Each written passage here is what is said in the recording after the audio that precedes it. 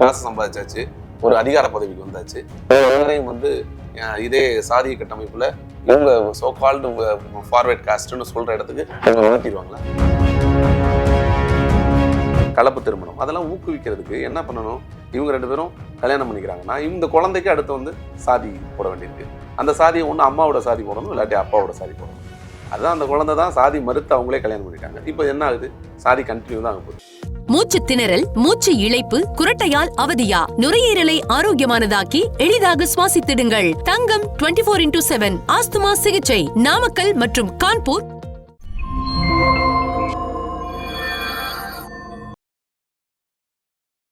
King TV நேயர்களுக்கு வணக்கம். நிகழ்ச்சியில் சிறப்பு விருந்தினராக ராட்சசி, கழுவேத்தி முருகன் போன்ற சிறந்த படங்களை கொடுத்த இயக்குனர் நம்மோடு இணைந்திருக்கிறார். பேசலாம். வணக்கம் சார். வணக்கம். எப்படி இருக்கீங்க? நல்லா இருக்கேன். ஓகே. அடிக்கடி இந்த நியா நானா ஷோல எல்லாம் பார்த்துக்கிட்டு இருக்கோம். அந்த ஷோ பற்றின உங்களுடைய கருத்துக்களையும் பல இடங்களில் பகிர்ந்துருந்தீங்க.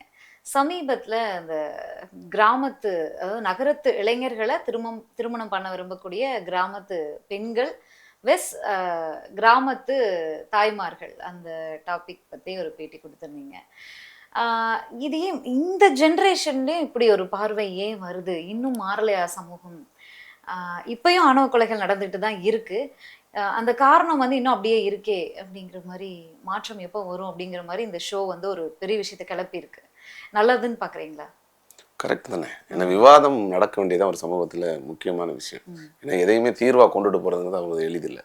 பட் விவாதிக்கப்பட்டுச்சுனாலே அது ஏதோ ஒரு தீர்வை நோக்கி கொண்டுட்டு போறதுக்கான ஒரு வழியா அமையும். அந்த வகையில இந்த நீயா நானா நடந்த அந்த டிபேட் வந்து ரொம்ப அழகானது. முதல் விஷயம் நீயா நானாங்கிற ஒரு விஷயம் இருக்குல்ல, அது நீங்க ஆரம்பிக்கும் சொன்னீங்க. இந்த நீயா நானா சரியா இல்லையா அப்படிங்கிற மாதிரி ஒரு விஷயத்த சொன்னீங்கல்ல. பொழுதுபோக்கு தளங்கள்ல வந்து இந்த மாதிரி விவாதங்கள் நடக்கிறது ரொம்ப குறைவு. இப்போ நியூஸ் சேனல்ஸ்ல வந்து டெய்லி அன்னைக்கு அந்த டெய்லி லைஃப்ல அன்னைக்கு நடக்கக்கூடிய கரண்ட் அஃபேர்ஸ் வச்சுட்டு டக்கு டக்குன்னு அன்னைக்கு பேசிட்டு நம்ம நியூஸ் தான் போடுவோம். ஆமா, விவாதம் வந்து இந்த மாதிரியான கருத்துக்கள் விவாதத்துக்கு பெரிதா வராது. ஆமா. அப்ப அந்த பொது சமூகத்துல இருக்கக்கூடிய பிரச்சனைகள் இருக்குல்ல, அதாவது உளவியல் சார்ந்து, பொருளாதாரம் சார்ந்து, சமூகம் சார்ந்து எல்லாம் பேசுறது இருக்குல்ல, அது வந்து ஒரு என்ன சொல்லுவாங்க, என்டர்டைன்மெண்ட் சேனல்ஸ்ல வந்து ரொம்ப குறைவு. அதுக்கு ரொம்ப மூலமா இருந்தது வந்து நீயா நானா தான். அதோட தொடர்ச்சியில வந்து கலைஞர்ல வந்த நிகழ்ச்சி ஆகட்டும், ஜீ தமிழ்ல வந்த நிகழ்ச்சி ஆகட்டும், இது எல்லாமே பொது விஷயத்த பேசுது. உண்மையை ஒரு விஷயம் சொல்லுவாங்க, அந்த பட்டிமன்றம்ங்கிறது கூட தமிழ்நாட்டை தாண்டி வேற ஊர்ல இருக்காது. வேற நீங்க ஏதாவது இங்கிலீஷ் சேனல்ஸ் எல்லாம் பட்டிமன்றம் பாக்குறீங்களா? இல்ல இல்லையா? உங்களுக்கு நம்ம மக்கள் தானே நாடு நாடா இன்னைக்கு போயிட்டு இருக்காங்க. ஆமா, தமிழ் மக்கள் போற இடங்கள் அதை கடத்திட்டு போவாங்க. பட் இந்தியாவிலேயே கூட அந்த மாதிரி விவாதம் கிடையாது. ஏன்னா ஒரு அறிவுசார் சமூகத்துலதான் அந்த டிஸ்கஷன்ஸ் வரும். அது வந்து பட்டிமன்றங்கள் வந்து என்டர்டைன்மெண்டா ஸ்டார்ட் பண்ணா கூட அது சில கருத்துக்களை விட்டுட்டு போகும். ஆனா இது வந்து எளிய மக்களோட கருத்தியலை வந்து பேசுறதுக்கான ஒரு இடம்ங்கிறது இல்லை. ஒரு சேனல்ல நடக்கக்கூடிய டிபேட்ஸ்ல வந்து அது சார்ந்த அறிஞர்கள், அது சார்ந்த ஆட்கள் மட்டும்தான் பேசுவாங்க. அவங்களுடைய கருத்து தான் மட்டும்தான் இருக்கும். ஆனா எளிய மக்களோட கருத்துக்களை வாங்குறதுக்கு அதுல ஸ்பேஸ் இல்லை. குறைஞ்சபட்சம் அதுல இருக்க கமெண்ட்ஸ் இருக்கும், அது போய் ரீச் பண்ணுமான்னு தெரியாது. இப்ப இது எளிய மக்களோட கருத்து. சாதாரணமா வீட்டுல சாப்பிடுறது இட்லியா தோசையான்னு கேட்கறது கூட, அதுவும் கூட அதுக்குள்ள ஒரு, ஏன்னா அது ஹெல்த் சார்ந்த ஒரு பிரச்சனை இருக்கு. எல்லாம் தோசையெல்லாம் கூட விவாதம். ஆமா, இது எல்லாமே விவாதம் இருக்கு இல்லையா? அவங்களுக்கு அது எளிய மக்களுடைய குரல் ரொம்ப ரொம்ப அவசியம். அதுக்குள்ள நிறைய இருக்கு. ஹெல்த் சார்ந்த விஷயம் இருக்கு, அதுல பொருளாதாரம் சார்ந்த விஷயம் இருக்கு. இது எல்லாத்தையும் ரிஃப்ளெக்ட் பண்ணும். இப்ப அன்னைக்கு கேட்ட கேள்வி வந்து அது சாதியம் சார்ந்ததோ இல்ல இந்த மாதிரி மதம் சார்ந்த கேள்விகளுக்கான தலைப்பே இல்லை. அந்த ஒரு தலைப்புங்கிறது வந்து இன்னைக்கு இருக்கக்கூடிய சொசைட்டி வந்து அதாவது நகரத்து ஆண்களையே திருமணம் பண்ண விரும்புறீங்கன்றதுதான் டாபிக். ஆனா அது வந்து மாறி மாறி போயிடுச்சு. ஆமா, ஏன்னா அது மாடர்ன் சொசைட்டில ஏன் இப்படி வர்றீங்க, அந்த ஒரு மாடர்னைசேஷன் வந்து உங்களுக்கு எந்த அளவுல ஈர்க்கிற மாதிரி இருக்குங்கிறது தான் அதோடைய மூடே. ஆனா அவங்க எல்லாமே என்னவா இருக்குன்னா, இது கிராமத்து இளைஞர்களை கல்யாணம் பண்றதுக்கு ஒரு மாதிரி எங்களுக்கு மைண்ட் செட் இல்லை அப்படின்னு சொல்லக்கூடிய கிராமத்து பெண்கள் நகரத்துக்குள்ளே போயிடணும் அப்படிங்கிற அந்த எண்ணம் இருக்குல்ல, அந்த நகரத்தை நோக்கி ஏன் போறீங்கிற எண்ணத்தை தான் அங்க ரிஃப்ளெக்ட் பண்றாங்க. அதுல 2 முரண்பாடு. ஏன்னா 2 தரப்புலையும் இருந்தது இல்லைன்னா ஆண்கள் கிடையாது, பெண்கள் தான். ஏன்னா பெண்கள்னா இப்போ நான் கல்யாணம் பண்ணணும்னு நினைக்கிறவங்க, அது அவங்களோட அந்த பெண்களை வந்து கல்யாணம், அந்த பையன்களை பெற்ற அம்மாக்கள் அப்படின்னு ஒரு தரப்பு. இந்த 2 தரப்புக்குள்ளதான் விவாதம். ஆனா அந்த விவாதத்துல என்ன நடக்குதுன்னா, அது வந்து எல்லாம் ரொம்ப இவங்க சொல்ற மாடர்னைசேஷன்ஸ் எல்லாத்துக்குள்ளேயும் வந்துட்ட ஒரு ஆணை கூட இவங்க எதுக்குள்ள சுருக்கி பார்க்க ஆரம்பிச்சிட்டாங்கன்னா சாதியம் சார்ந்து இந்த பெண்களையும் அந்த சாதியத்துக்குள்ள சுருக்கிட்டாங்க. ஏன்னா அது எவ்வளவு கொடூரமானங்கிறது. ஏன்னா எவ்வளவுதான் நம்ம மாடர்ன் சொசைட்டியா மாறினாலும் இது வந்து இந்த சாதியம்ங்கிறது எவ்வளவு நம்மளை பின்னோக்கி இழுக்குது, காட்டு மிராண்டித்தனமான மைண்ட் செட்டை உள்ள வச்சிருக்கிறது தான் அன்னைக்கு அந்த நீயானோட பெரிய ரிஃப்ளெக்ஷன். இன்னைக்கெல்லாம் யாருப்பா சாதி பாக்குறா, அப்படின்னு சொல்றதுக்கு யாராவது கேட்டாங்கன்னா ஒரு வாட்டி அந்த நீயா நான் பார்த்துட்டு வாங்கன்னு சொல்ற மாதிரி இருந்துச்சு. பல வருஷமா நம்ம இதை சொல்லிட்டு இருக்கோம், சாதியெல்லாம் யாரா பாக்குறா அப்படிங்கறத பல வருஷமா நம்ம பேசிட்டு இருக்கோம். அந்த பல வருஷம் தாண்டி இன்னைக்கும் இது வந்து இவ்வளோ டெப்தா பேசப்படுது, பார்க்கப்படுதுங்கிறது கொஞ்சம் இல்ல ஆக்சுவலா இப்போ இது வந்து இப்போ இங்கெல்லாம் யாரா சாதி பார்க்கறாங்கிறது இருக்குல்ல, அப்படி ஒரு விஷயமே இல்லை. எல்லா இடத்துலயும் சாதி பார்க்கப்படுது, அதுதான் உண்மை. ஏன் அதை சொல்றேன்னா இது அதுக்கு தான் சொன்னேன், இது ஒரு பெரிய உதாரணம்னு. என்னன்னா நகரங்கள்ல இருக்கிறவங்களுடைய கருத்து மட்டும் தான் நாட்டோட கருத்து இல்லை. நகரம்ங்கிறது பொருளாதாரம் சார்ந்த ஒரு தளம். அங்க வந்து எல்லாரும் கூடி இருப்பாங்க, அவங்களுக்கு சாதி தேவையில்லை, சாதி இல்லை, அடுத்த மொழி கூட தேவையில்லை. ஒரு இடத்துல கூடி இருக்கும்போது இப்ப சென்னை, கோயம்புத்தூர் மாதிரி இடங்கள்ல காசு சார்ந்து தேடி வர்றவங்க தான். பக்கத்து வீட்டுல யார் இருக்காங்க, அவங்களோட தேவையெல்லாம் தேவை இருக்காது. ஆனா கல்யாணம்னு வந்தா மட்டும் தான் அவங்களுக்கு பிரச்சனையே. கிராமத்தை நோக்கி ஓடுவாங்க, கிராமத்தை நோக்கில குடும்பத்தை நோக்கியே ஓடுவாங்க. நகரங்கள்லயே சாதியம் தானே நிரம்பி இருக்குது உங்களுக்கு. அதனால அந்த இடத்துல தான் சாதியம்ங்கிறதே வரும். ஒரு படிக்கிற பையன் வந்து சின்ன வயசுல பிறந்து வளர்ந்து ஒரு வீட்டுல இருக்கும் பொழுது வரைக்கும் அவனுக்கு வந்து சாதி எந்த அளவுக்கு அவனுக்குள்ள ஊடுருவின்னு அவனுக்கே தெரியாது. ஒரு ஸ்கூல் படிக்கும்போது ஒரு ஃப்ரெண்டு கிட்ட கூட அது எவ்வளவு தூரம் காட்டுவான்னு தெரியாது. ஆனா கல்யாணம்னு வரும்பொழுதுதான் முழுக்க அது வந்து பெரிய ஒரு என்ன சொல்லுவாங்க, அது ஒரு பாம்பு படம் எடுத்து ஆடுற மாதிரி ஒட்டுமொத்த எண்ணமும் கிளம்பிடும் பயங்கரமா. வேற வழி இல்லை. ஏன்னா அந்த கட்டமைப்பு இருந்தா மட்டும்தான் இங்க நிறைய பேருக்கு ஒரு தேவையான பயன்பாடு இருக்கிறதுனால அதை அப்படியே தான் வச்சிருப்பாங்க. இல்லை உங்ககிட்ட இது கேட்கறது கரெக்டா இருக்கும்னு நினைக்கிறேன். ஏன்னா உங்களுடைய ஒரு திரைப்படத்திலேயே வந்து அந்த படத்துல எவ்வளோ அழகா காட்டியிருப்பீங்க, எவ்வளோதான் முயற்சித்தாலும் கடைசியில சாதி வந்து எந்த அளவுக்கு டெப்தா இருக்குன்னு. இன்னைக்கு மாற்றத்தை நோக்கி நம்ம போகணும்னா என்னென்ன விஷயங்களை கையில் எடுக்கணும்னு நினைக்கிறேன். ஏன்னா நிறைய விவாதங்கள் நடந்துருச்சு சமூக வலைதளங்கள்லயுமே. இந்த ஷோ வந்து இந்த டாபிக் நிறைய விவாதங்களை கடந்துருச்சு. மாற்றத்தை நோக்கி நம்ம எந்த பயணிக்கணும்? அதுதான் பாசிட்டிவ். நீங்க கேட்கிற கேள்வியில இருக்கக்கூடிய பாசிட்டிவ்னஸ் இருக்குல்ல, இது அரசாங்கங்கள் முன்னெடுக்கணும். என்னன்னா சாதியமா பிரிஞ்சிருக்கிறதுக்கு காரணம் ஒரு 200-300 வருடங்களுக்கு முன்பு, அது பிரிண்டிங் மீடியா வந்த பிறகு, சட்டங்கள் உருவான பிறகு யாரு எப்படி இருக்கணுங்கிற தளம் இருக்குல்ல, அது பெருசா வந்து இங்க ஒரு சமூக சூழலை உருவாக்கிடுச்சு. அதுக்கு முன்னாடி வார்த்தைகள்ல இருந்த இந்த வர்ணாசிரம பேதங்கள் அது இதெல்லாம் இருந்தது. திரும்ப இது அரசு சார்ந்த இடங்கள்ல வரும்போது அது இடஒதுக்கீடு சார்ந்த அந்த பிரிவினைகள் உருவாயிடுச்சு. ஆமா, இது என்னன்னா தனி மனிதர்களுக்கு தேவையானது பொருளாதார, அரசியல், கல்வி சுதந்திரம். இதுல வந்து சமூக சுதந்திரம்னு ஒண்ணு இருக்குல்ல, அது ரொம்ப அவசியம். இப்ப பொருளாதார இப்ப நம்ம கேட்கறதே இந்த சமூக சுதந்திரத்தை எப்படி உருவாக்கலாங்கிறத உங்களுடைய கேள்வியோட நோக்கமே. ஏன்னா இப்ப பொருளாதார சுதந்திரம் கொடுக்கறதுக்கு இடஒதுக்கீடு கொடுக்கும் பொழுது அவங்களுக்கு ஒரு ஜென்ரேஷன் 2 ஜென்ரேஷன் கவர்மெண்ட் ஜாப்ஸ் வாங்கிட்டு வந்துருவாங்க, பொருளாதாரமா ஒரு இடத்துக்கு போயிட முடியும்.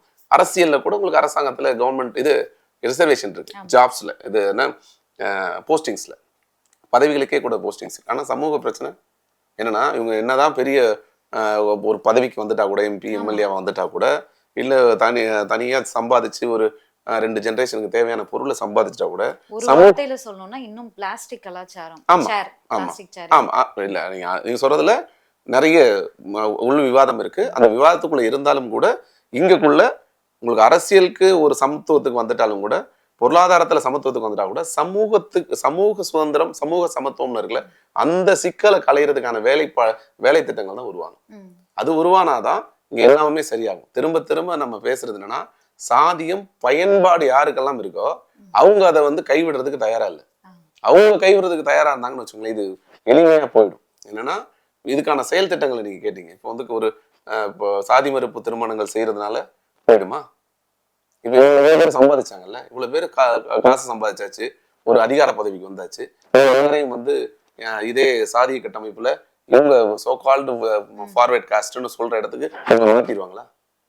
இல்லையா? இப்போ பொருளாதார ரீதியா ஓசின்னு அதர் காஸ்ட்ல இருக்கக்கூடிய ஃபார்வர்ட் காஸ்ட்னு இருக்கக்கூடிய கீழே இருக்கலாம், ஒரு பட்டியலினத்தை சேர்ந்தவங்க மேல இருக்கலாம், ஆனா ஈக்குவல் ஆகலையே இல்லையா உங்களுக்கு? அப்ப பொருளாதார சுதந்திரம் அந்த இடத்த கொடுக்கல இல்லையா உங்களுக்கு? அதே மாதிரி அரசியல் சொல்லணும், அதுக்கான இடத்த கொடுக்கல. எத்தனை பேர் எம்பியா எம்எல்ஏவா போறாங்க, அவங்களுக்கு அவங்களோட குரல்களை எழுப்புறதுக்கு எங்க சூழல் இல்லையே. குடியரசுத் தலைவராகவே இருந்தாலும் கூட அவங்களுக்கான இது இல்லை இல்லையா உங்களுக்கு? அப்ப சமூகத்துக்கான ஈக்குவாலிட்டியை உருவாக்குறதுக்கான வேலை திட்டமே இல்லை. இதுக்கு வந்து ஒரு கலப்பு மரணம் அப்படின்னு, அதாவது சாதி மறுப்பு மரணம்னு ஒண்ணு செய்யும் பொழுது அதை வந்து அங்கீகரிக்கிறதுக்கு இங்க என்ன இடம் இருக்கு? இப்ப இந்த சாதி மறுப்பு மனம் பண்றாங்கல்ல, அவங்களுக்கு வந்து அரசாங்கங்கள் வந்து என்ன பாதுகாப்பு கொடுக்குது, அவங்களை என்ன விதமா ட்ரீட் பண்ணுதுன்னு இருக்குல்ல, அது ரொம்ப அவசியம். இப்ப நீங்க கேட்டது வந்து இது எல்லாத்தையும் சமூகத்துல வந்து சமமான ஒரு சூழலை உருவாக்குறதுக்கு குறைஞ்சபட்சமான செயல் திட்டம் வந்து கலப்பு திருமணம். அதெல்லாம் ஊக்குவிக்கிறதுக்கு என்ன பண்ணணும்? இவங்க 2 பேரும் கல்யாணம் பண்ணிக்கிறாங்கன்னா இந்த குழந்தைக்கு அடுத்து வந்து சாதி போட வேண்டியிருக்கு. அந்த சாதியை ஒண்ணு அம்மாவோட சாதி போடணும், இல்லாட்டி அப்பாவோட சாதி போடணும். அதுதான் அந்த குழந்தை தான் சாதி மறுத்து அவங்களே கல்யாணம் பண்ணிட்டாங்க. இப்போ என்ன ஆகுது? சாதி கண்டினியூ தான் ஆக போகுது. எங்க சாதி அழிஞ்சதுக்கான எங்க இருக்கு இல்ல, செயல் திட்டம்? சர்டிபிகேட் வாங்குறதுக்கு முடியுது எங்க இல்ல. எந்த சாதியும் இல்லைன்னு சொல்லி சர்டிபிகேட்லாம் வாங்குறாங்க. சரி, நான் சொல்றேன். அப்போ முதல்ல இந்த கேள்விக்கு நான் பதில் சொல்றேன், இதை முடிச்சிடறேன். இப்போ இவங்களை என்ன பண்ணணும்னா, இந்த குழந்தைங்களுக்கு இவங்க சாதி மருத்துவர்கள் குழந்தைங்கன்னு நீங்க அதை ட்ரீட் பண்ணுங்க. ம். ஏன்னா உலகம் விருப்பப்பட்டா வாங்கிக்கலாம். இல்ல. வாங்க எத்தனை பேர் முற்படுறாங்க அப்படி அப்படிங்கறது இல்ல, தானே கேள்வி. அப்படி இல்ல. ஆ. நீங்க சொல்ற கேள்விக்கு இங்க சாதி மறுத்து நான் சாதி எனக்கு வேணான்னு சர்டிஃபிகேட் வாங்குறதுக்கு இங்க நீங்க கவர்மெண்ட் வந்து ஃப்ரீயான மோடெல்லாம் இல்ல. ம். நீங்க வந்து அது பெரிய ப்ராசஸ், ஓகே. எளிமையான ப்ராசஸ் இல்ல. என்னன்னா இவங்கள அதுதான் சொன்ன அந்த கேள்விக்கு தனியா பதில் சொல்றேன்னு சொல்லி. அதுக்கு முன்னாடி இந்த கலப்பு மனம்ங்கிற ஒரு விஷயத்த வந்து அரசாங்கம் அங்கீகரிச்சு இவங்களை வந்து சாதி மறுத்தவர்கள்னு அடுத்த ஜெனரேஷன் உருவாக்குறதுக்கு ஒரு வழி செஞ்சாங்கன்னா அவங்க வந்து முக்கியமான ஒரு முன்னுதாரணமா மற்ற பேருக்கு இருப்பாங்க. ம். இவங்களுக்கு வந்து ரிசர்வேஷன் கொடுக்கறது, இவங்களை வந்து ஸ்பெஷலா ட்ரீட் பண்றது மூலமா தான் ம். சாதி சமூகத்துல வந்து வேறொரு சைக்காலஜியை உருவாக்க முடியும். இங்க வந்து ஒரு பிறந்தேன் வளர்ந்தேன் எனக்கு வந்து ஒரு பட்டியலினத்தவர்னு பேர் கொடுக்கும் பொழுது எஸ்சி அப்படிங்கிறது ஸ்கெட்யூல்டு காஸ்ட் தான். அது வந்து ரிசர்வேஷன் கொடுக்கறதுக்காக கவர்மெண்டால அப்ப இருந்த வெள்ளக்காரங்க இருந்த டைம்ல இருந்த கவர்மெண்டால பிரிட்டிஷ் கவர்மெண்ட் கொடுத்த அந்த வார்த்தை தான். அது சொல்லாடல அது ஏதோ தப்பான வார்த்தை மாதிரி இருக்கு.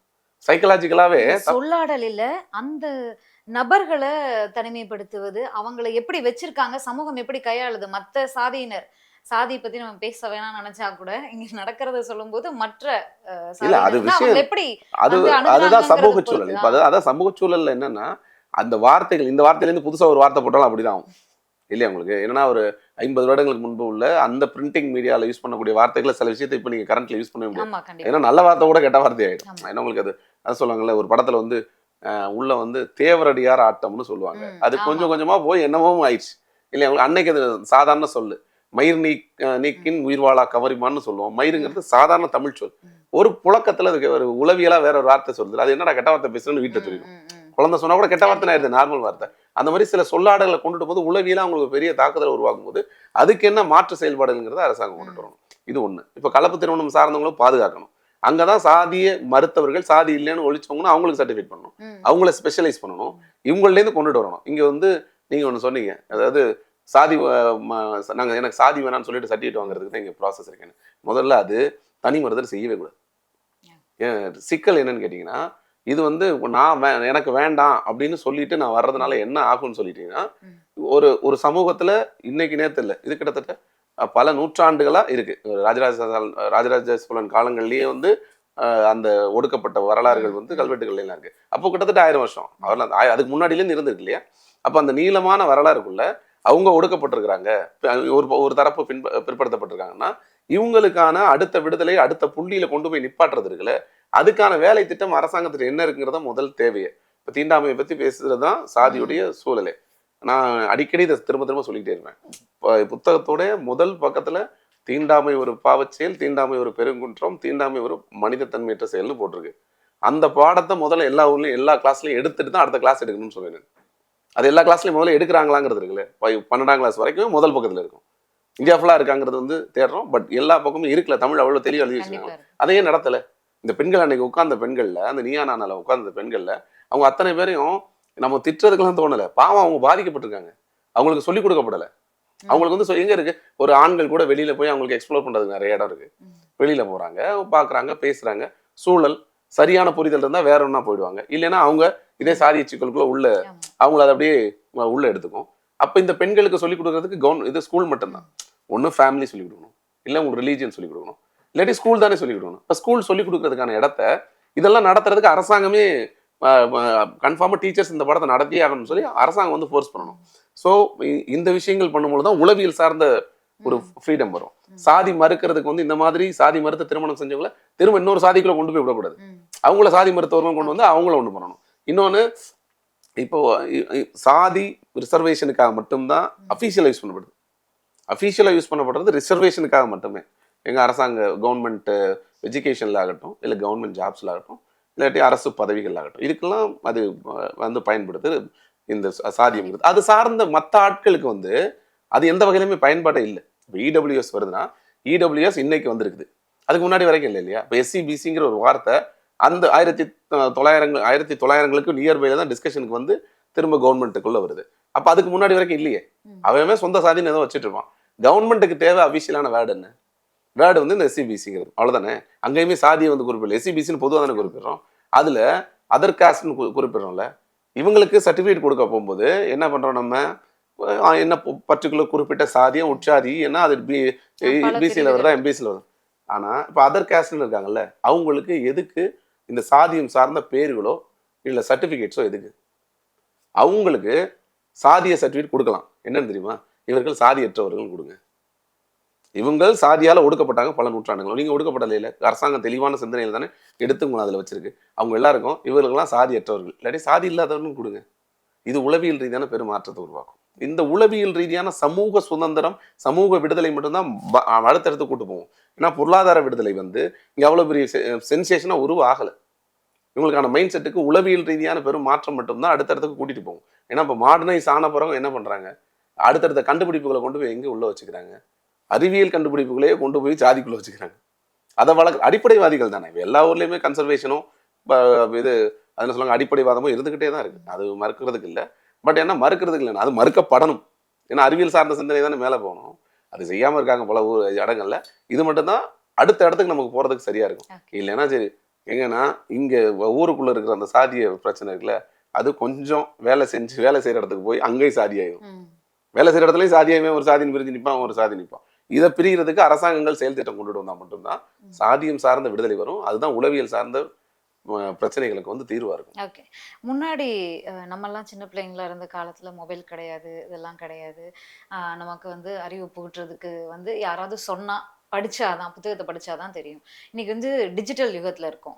டெக்னாலஜி வளருது, நம்ம அங்க போறோம் இங்க போறோம், ஃப்ளைட் ஓட்டுறாங்க, நாசாக்கு போறோம், இதெல்லாம் வந்துட்டு இந்த டிஜிட்டல் யுகத்துல இன்னைக்கு அந்த பொண்ணை வந்து யுவராஜோட மாமா பொண்ணு போலன்னு சொல்லிட்டு, அக்கா பொண்ணு போலன்னு சொல்லிட்டு சோசியல் மீடியா முழுக்க பாத்தீங்கன்னா இந்த ஷோ முடிஞ்சதுல இருந்து இப்படிதான் அந்த பொண்ணை ட்ரோல் பண்ணிக்கிட்டு இருக்கு. யுவராஜுக்கு அக்கா பொண்ணு எந்த வகையில சொல்றாங்கன்னு தெரியல. ஏன்னா அவரது வந்து தப்பா பார்க்கப்பட்ட ஒரு பகுதி யுவராஜுங்கிறது இல்லையா உங்களுக்கு. யாருன்னா அவர் தானே அரஸ்ட் பண்ணியிருக்கிறாரு, ஜெயில இருக்காரு. அவருடைய அக்கா பொண்ணு எப்படி உங்களை காமிப்பீங்க? இந்த பொண்ணு அந்த சைட்ல இருந்த எல்லா பொண்ணுங்களையுமே அந்த ரோல் மொத்தமா மொத்த பொண்ணுங்களையுமே வச்சு அதான் ட்ரோல் பண்றாங்க. இந்த பொண்ணோட போட்டோவும் அதுல இருக்கு. ஆனா இந்த பொண்ணு எகென்ஸ்டா தான் பேசுச்சு அப்படின்னு நமக்கு தெரியும். டிஜிட்டல் தளத்தையே வந்து முன்னேறி வரும்போதும் நம்ம பின்னாடி போக்கிட்டு இருக்கோமோ அப்படிங்கறத என்னோட. ஆமா, பொதுவாகவே இப்போ யுவராஜோடைய சொந்தக்கார அக்கா தங்கச்சின்னு ஒட்டுமொத்த பேரை காமிக்கிறது இருக்குல்ல, அதுல எனக்கு உடன்பாடு இல்லை. ஏன்னா பெண்கள் இங்க வந்து பாதிக்கப்படுறதுல ரொம்ப முக்கியமான ஆட்கள். அவங்களுக்கு வந்து இன்னும் அதுக்கான தெளிவெல்லாம் வந்து சேரல.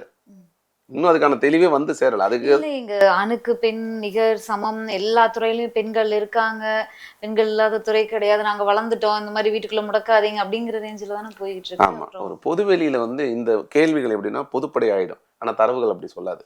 ஏன்னா அரசியல் சார்ந்த உரிமைகள் எடுக்கிறது இருக்குல்ல, அதுல வந்து உலக லெவல்ல இல்லை. நீங்க வந்து உலக லெவல்லையே இந்த மூன்றாம் நாடுகள்னு சொன்னோம்ல, தேர்ட் வேர்ல்டு கண்ட்ரியில இருக்கக்கூடிய அறிவு கூட ஃபர்ஸ்ட் வேர்ல்டு இவங்களே சொல்லக்கூடிய சோகால்டு அமெரிக்காவோ இல்லை யூரோப்லேயோ கூட இல்லை. என்னன்னா எந்த நாடுகளில் தலைவர்கள் முதல்ல பெண்கள் வந்தாங்க? அமெரிக்காவில் இது 46 45 ட்ரம்ப் யார் வந்தா? அவங்களுக்குள்ள வந்து ஒரு இடத்துல வரும் பொழுது கூட இவர் ஃபர்ஸ்ட் இவர் கூட பிறகு ஒபாமா கூட வந்து பில் கிளின்டன் வைஃப் வந்தாங்க, அவங்கள கூட உள்ள விடலை.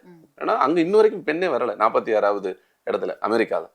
அதுக்கப்புறம் இந்த சைடு யூரோப்ல யாரா தேடுங்க, ஜெர்மன்ல அந்த லேடி வந்திருப்பாங்க, இல்லாட்டி இவங்க மார்க்கெட் தாட்சர் இப்போ எல்லாம் இதுல இங்கிலாந்துல வந்திருப்பாங்க, இல்லைன்னா நம்ம சைடு வந்திருப்பாங்க. இந்த ஷூக்கி ஆகட்டும், இங்க இவங்க இந்திரா காந்தி ஆகட்டும், இங்க சந்திரிகா ஆகட்டும், ரொம்ப கம்மி. வேர்ல்டு 198 நாடு, 97 98 நாடு அப்ரூவ்டு கண்ட்ரி. இதுலயே உங்களுக்கு ஒரு 20-30 நாட்டுல கூட வரலையே, தலைவர்களே வரல. முதல் விஷயம், பெண்கள் சார்ந்த விஷயங்களை நம்ம வெளியில வந்து நம்ம பேசும்போது பொதுப்படையா பேசிடும். விஷயமா என்னன்னா அரசாங்க பணிகள்லயே வந்து 30% கூட இல்லை. நம்ம இந்திய அரசாங்க பணியிலையும் 30% கூட கிடையாது. ஆனா மக்கள் தொகையில 50% இருக்காங்க. இவங்க இன்னொன்னு முழுக்க அவங்க வந்து டிபெண்டடா தான் இருக்காங்க. அதோடைய ரிஃப்ளெக்ஷன் தான் இதுவே. அந்த இடத்துல அவங்க கேள்வி கேட்ட போது அத்தனை பேரும் அமைதியா இருந்தது காரணம் என்ன தெரியுமா? நான் என் வீட்டுல கேட்டு சொல்றேன், ஒட்டுமொத்த பெண்களுமே அவங்களுக்கு சுதந்திரம் இல்லை. அது அந்த இடத்துல ஆம்பளைங்களை உட்கார வச்சிருந்தா என்ன முடியும்னு அவங்களே சொல்லுவாங்க.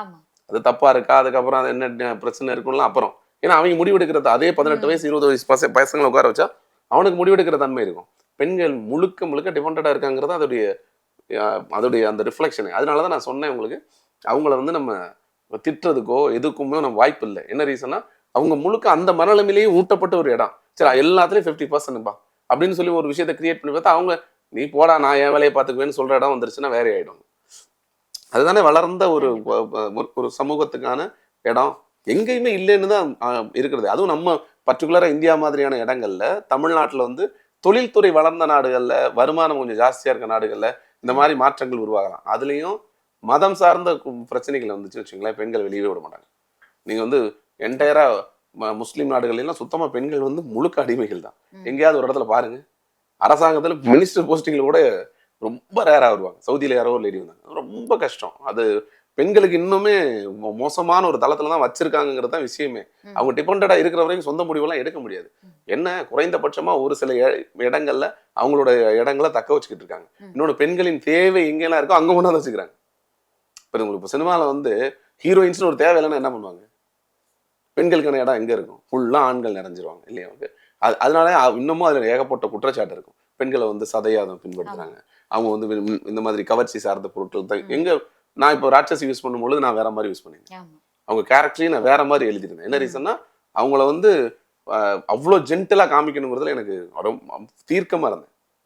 இந்த முகம்ங்கிறத, இந்த முகமுக்கும் கண்ணுக்கும் இருக்கிற பவர் வந்து ஒரு பெண்ணுக்கான பவர் ரொம்ப பெருசுன்னு நினைச்சு தான் நான் ராட்சசி எழுதினேன். அதே தான் நான் இங்கேயும் சொல்ல நினைச்சேன். ஏன்னா டிபெண்டடா இருக்கிற பெண்களை நம்ம வந்து குற்றம் சொல்லவே முடியாது. அவங்க வெளியில வர்றதுக்கு அரசாங்கம் தான் திருந்தணும், செயல்படணும். அரசாங்கத்திலையும் பிரச்சனை என்னன்னா, சினிமாவிலேயே நான் ஒரு பெண்ணோட ஃபீலிங்ஸ் எழுதணும்னா நான் எழுதணும். இப்போ நான் தானே எழுதியாங்க. அது இப்போ என்ன பண்ணணும், குறைஞ்சபட்சம் யாராவது தோழிகள் படிங்கப்பா, படிச்சுட்டு நீங்க ஒன்று கொடுங்கப்பா, அப்போ கூட நான் டிஸ்கஸ் பண்ணி வாங்க முடியாது, எழுதி கொடுத்துருங்கப்பா அப்படின்னு சொல்லிட்டு தான் நான் வாங்க முடியும். அப்போ அப்படி இருக்கும்போது அரசாங்கத்துல உங்க செயல் திட்டங்கள் பண்றதுக்கு ரெப்ரசன்டேட்டிவா பெண்களே இல்லை, என்னத்தை கொடுப்பாங்க? இங்க எழுதி வச்சிருக்க அத்தனை பேர் என்ன சாத்திரம் சாஸ்திரம் அது இதெல்லாம் எல்லாத்தையும் எழுதுனவங்க ஆம்பளை நாய்ங்க தானே. அவங்க தானே எழுதி வச்சாங்க. பொம்பளைங்களுக்கு என்ன கொடுப்பாங்க? பூரா வந்து வீட்டுக்குள்ளேயே கடை, வீட்டுக்குள்ளேயே எல்லாத்தையும் பண்ணு, வீடு வீடு வீடு. பொம்பளை வந்து கடைசி வரைக்கும் காலையில விழுந்து கிடக்கணும், எடுத்து தலையில் தொட்டிக்கணும், அது செத்துட்டா சாகணும். ஃபுல்லா அப்படித்தானே எழுதி வச்சிருந்தாங்க. இன்னும் அதுக்கான ஏதாவது இப்போ இது சார்ந்த சாஸ்திரம் சார்ந்த எதிர்ப்புகளை பெண்களே எழுப்புறது இல்லை. ஏன்னா அவங்க இன்னும் அந்த டிபெண்டடா இருக்கும்பொழுது அவங்களுக்கான முழு சிந்தனையே வந்து சேரலையே. அப்ப இவங்களை கொண்டு போய் குற்றம் சொல்லி என்ன பண்றது? பொதுவெளி சமூகத்துல குறைஞ்சபட்சம் புருஷன் முன்னாடியே இருக்கும்போது வேணா ஒரு குரலை பெண்கள் கொஞ்சம் ஜாஸ்தி பண்ணிக்க முடியும். இல்லாட்டி சோத்துல விச வச்சிருப்பேன் பொண்டாட்டின்னு பயப்படாது. அவ்வளவுதான் இருக்கக்கூடிய சுதந்திரம் பெண்களுக்கு. அதை தனி பெருசா இங்க இல்ல. பர்சனேஜ் வைஸ் பார்த்து நம்ம மீண்டும் பேச வேண்டிய ஒரு டாபிக் மாதிரி நீங்க தாராளமா எடுங்க. இப்போ நான் சொல்றேன், இந்த டிஸ்கஷன் வந்து இதான் சொல்றேன், விவாதங்கள் ஒண்ணு உருவாகும் பொழுதுதான் அதுக்கான சரியா தீர்வு வந்து சேரும். அங்க நான் சொன்னதுவே அந்த நீயானால அத்தனை பேரையுமே நம்ம குற்றம் சொல்ல முடியாது. ரீசன் என்ன, அவங்க எல்லாமே இல்ல எங்க வீட்டுல ஒத்துக்கிட்டாங்கன்னா எனக்கு ஒத்துக்கிட்டான்னு சொல்லும் பொழுது இல்ல அந்த பெண்கள் மட்டும் இல்ல, எதிர்த்தரப்புல இருந்தவங்களையும் அது அவங்களையும் சேர்த்துதான் சொல்றேன். ரெண்டு பெண்களுக்குமே முழுக்க என்னன்னா அது ஆண்களோட டிபெண்டன்சில வந்து உட்கார்ந்துட்டு இருக்காங்க. எனக்கு அங்க ஒரு கேள்வி வந்துச்சு. இந்த பெண் வந்து கேக்குறாங்க, அது வந்து திருமணம் பண்ணிக்க அந்த பொண்ணு ரெடினா நான் பண்ணிக்கிறேன் அப்படின்னு சொல்லும் போது இந்த பொண்ணு வந்து கேஸ்ட சொல்றாங்க. அதுக்கப்புறம் வந்து நான் கணவர்கிட்ட கேட்டு சொல்றேன் அப்படின்னு சொல்றாங்க. முன்னாடி சொன்ன அந்த பெண் தாய்மார் வந்து நான் ரெடி அப்படின்னு ரொம்ப போல்டா சொன்னாங்க. கேஸ்ட் சொன்னதுக்கு அப்புறம் தான் வந்து நான் வந்து வீட்டுக்காரர் கேட்டு சொல்றேன்னு சொல்றாங்க. அப்ப இந்த முடிவையே அவங்க எடுத்துட்டு தான் வீட்டுக்காரர் மேல பழி போடுற மாதிரி தான் எனக்கு இது வந்து அவங்கள தப்பா சொல்லல, அவங்களுடைய அந்த மென்டாலிட்டி இல்ல. அது நீங்க அந்த உளவியலான யோசிச்சீங்கன்னா என்ன நினைச்சிருப்பாங்க, பல இடங்கள்ல குடும்பத்தை பொறுத்த வரைக்கும் முடிவெடுக்கக்கூடிய இடங்கள்லயும் பெண்களும் இருக்காங்க பல இடங்கள்ல. சோ வந்து அந்த முடிவு வந்து நம்ம வந்து நம்மளுடைய முடிவை வந்து வெளிப்படையா அறிவிக்க முடியாத நேரத்துல ஆண்கள் மீது பழி போட்டுறாங்களா அப்படிங்கறது என்னோட. இல்ல அப்படிலாம் இல்ல. இதுல என்னன்னா கன்வின்சிங் பாயிண்ட் ஈஸியா இருந்துச்சுன்னு வச்சுங்களேன், அவங்க வந்து பேசிடுவாங்க. இப்ப வீட்டுல முடிவெடுக்கிறதுங்கிறது எது தெரியுமா? கன்வின்சிங் பாயிண்ட் கரெக்டா இருந்தா முடிவு எடுத்துருவாங்க. இல்லைன்னா பொருளாதார சிந்தனைன்னு ஒண்ணு இருக்குல்ல, அந்த பொருளாதார என்ன டிபெண்டன்சி இருக்குல்ல, அது ரொம்ப முக்கியமான விவாதத்துக்குரிய ஒரு விஷயம்.